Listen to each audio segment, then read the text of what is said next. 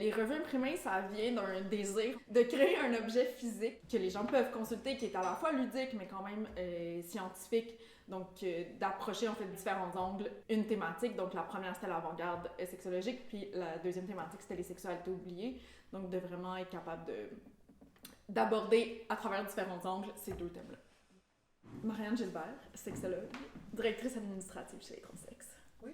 Oui, j'ai participé à la deuxième édition, donc sur les sexualités oubliées. J'ai écrit sur les sectes, donc les violences à caractère sexuel qu'il y a dans les sectes. Notre but, évidemment, c'était d'aller chercher un autre type de public que celui qui consulte notre revue en ligne. Puis les objectifs, en fait, c'était de rendre, je pense, la sexologie, comme la sexualité ou différents enjeux sexuels dont on parle quand même relativement peu. Là. Je pense que même dans celle sur l'avant-garde, c'est quand même des sujets dont on parle peu. Donc, en fait, de s'assurer de le faire de façon à la fois ludique, mais aussi scientifique et sérieuse. Peux-tu nous montrer un peu à quoi ressemblent les revues, puis en quoi ça consistait? Mais comment ça s'est présenté, ce truc-là? Pour la première revue Avant-garde, on a fait des appels de texte, donc on a reçu des soumissions de notre communauté.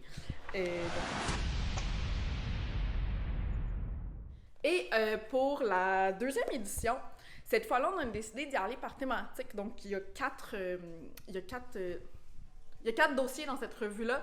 Donc, sexualité et secte, handicap, religion et aînés. Fait que comment a été reçu le projet? Attends, comment je réponds à ça?